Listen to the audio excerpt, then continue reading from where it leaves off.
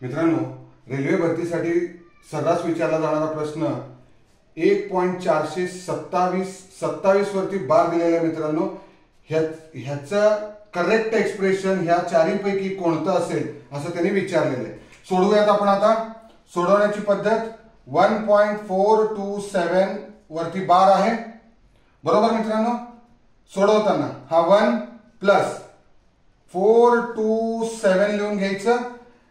ज्याच्यावरती बार नाहीये तो त्याच्यामधनं वजा करणार आपण, म्हणजे -4।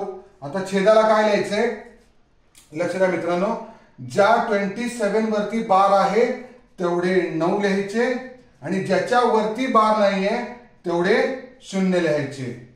तर मित्रांनो 1 अधिक 427 मधनं 4 गेले, 423 उरतात भागिले 990। मित्रांनो आता बघा, 3 त्रिक 9, 3 त्रिक 9, शून्याला 0, 3 1 3, 1 राहिला, 3 चौक 12, 3 1 3, म्हणजे मित्रांनो 1 अधिक 141 भागिले 330।